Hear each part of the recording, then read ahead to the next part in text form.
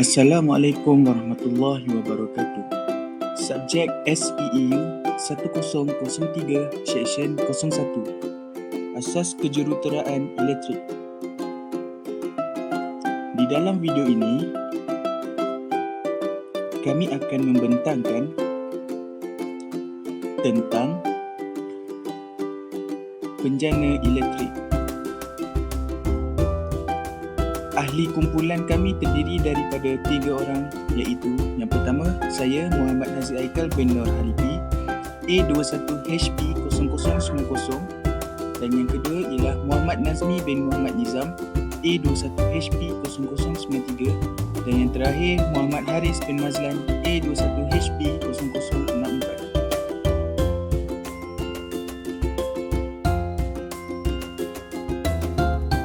Dalam penjana elektrik. Penjana elektrik merupakan satu peranti yang menukarkan tenaga mekanikal kepada tenaga elektrik.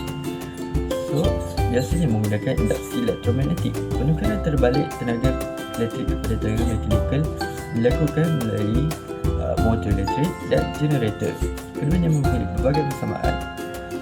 Sumber penggerak utama bagi kuasa mekanikal yang pertama adalah enjin wap turbin, air yang jatuh melalui kuasa hidro, enjin pembakar dalam, turbin angin, mesin jalan tangan atau hand crank atau sebarang sumber tenaga mekanikal yang lain. Biasanya alat ini diperlukan dalam bangunan yang memerlukan sumber kuasa yang berterusan seperti loji kumbahan, hotel, lapangan terbang dan lain-lain. Dengan penjana, ia mampu mengelakkan ketidaksambungan dan gangguan daripada gangguan-gangguan yang tidak diingini. Penjana elektrik ialah peranti yang menghasilkan tenaga elektrik daripada sumber tenaga mekanikal, biasanya dengan menggunakan aruhan elektromagnetik. Secara mudahnya, penjana elektrik ialah mesin dengan tenaga gerakan mekanikal yang kemudian mampu menukarkan kepada tenaga elektrik. Seperti yang kita ketahui, terdapat pelbagai sumber tenaga gerakan daripada penjana. Sebagai contoh, dalam loji kuasa angin, penjana boleh bergerak kerana angin yang mendorong roda berputar untuk menghasilkan tenaga secara berterusan. So, daripada situlah contohnya dan konsepnya kita memiliki tenaga elektrik baharu secara berterusan. Biasanya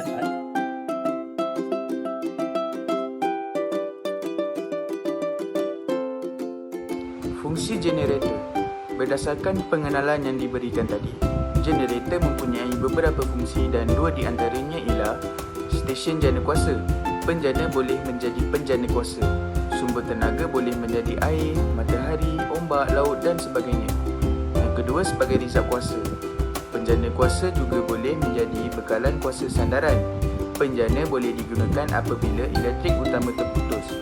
Biasanya, bangunan, pejabat atau pusat memberi belah mempunyai generator. Prinsip kerja generator. Penjana elektrik juga boleh menghasilkan arus terus, iaitu DC, dengan menukar arus elektrik ulang-alik. Penjana arus ulang-alik. Penjana terdiri daripada pemutar dan pemegun. Rotor ialah bahagian penjana yang berputar, manakala stator ialah bahagian pekun penjana. Apabila gegelung berputar di kutub utara dan kutub selatan medan magnet, ia akan menghasilkan arus ulang-alik. Penjana arus terus. Prinsip penjana adalah menggunakan hukum Faraday yang menyatakan bahawa jika konduktor diletakkan dalam medan magnet yang berubah-ubah, daya elektrik akan terbentuk pada konduktor.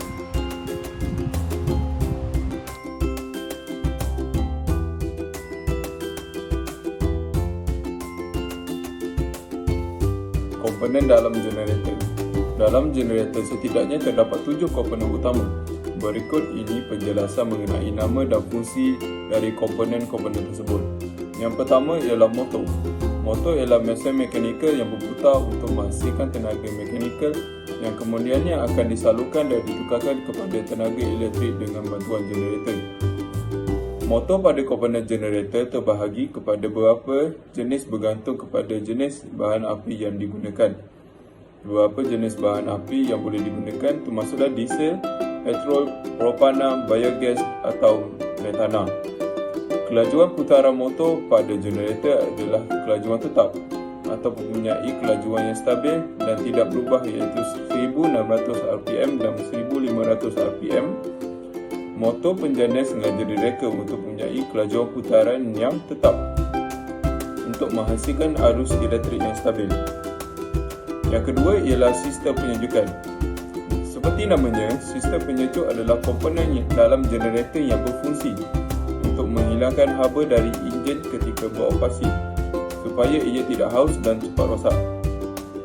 Terdapat dua jenis sistem penyejukan pada generator iaitu sistem penyejukan air dan sistem penyejukan udara. Yang ketiga ialah alternator. Alternator atau generator ialah komponen dalam bentuk dinamo yang di dalamnya terdapat gegelung dawa tembaga yang dikeliling oleh magnet atau stator. Apabila terpin berputar, komponen dalam alternator akan mempunyai beza keupayaan supaya elektron dapat mengalir dan menghasilkan tenaga elektrik. Proses penjanaan elektrik dengan memutar konduktor dalam medan magnet dikenali sebagai aruhan magnet. Elektrik yang dihasilkan adalah sejenis arus ulang alik AC supaya dapat menukarkannya kepada arus terus DC atau perlu menyalurkannya ke perkakas. Yang keempat ialah sistem bahan api. Dalam sistem bahan api terdapat komponen yang menghantar bahan api kepada motor. Satu lagi fungsi sistem bahan api adalah untuk mengelakkan penyumbatan dan kebocoran pada aliran bahan api dan untuk memastikan gas exhaust daripada kembali ke komponen sistem bahan api. Anda boleh menambah tangki luaran jika anda rasa anda memerlukan isi padu bahan api yang lebih besar untuk jangka masa yang lebih lama.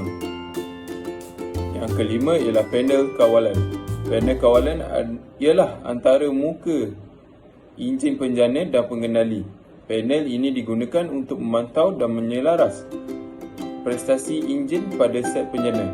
Kawalan ini termasuklah jumlah voltan yang dijana oleh penjana, amperage dan kekerapan arus. Dalam panel ini juga terdapat pemutus arus untuk mematikan generator sekiranya berlaku kerosakan. Yang keenam ialah skid.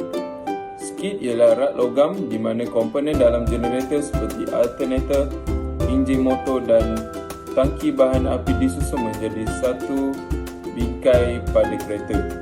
Rangka kerja ini juga berfungsi sebagai pelindung supaya komponen dalam generator tersusun rapi dan tidak langsung menyentuh tanah bagi mengelakkan pembumian dan hakisan.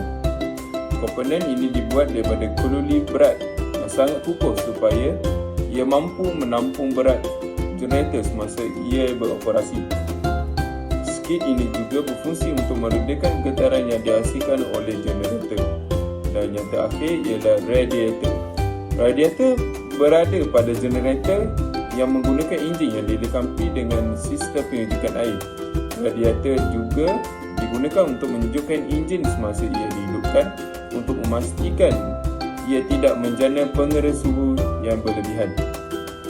Jika penjana menggunakan penyejuk udara atau kaedah penyejukan alternatif, maka anda tidak akan menemui radiator.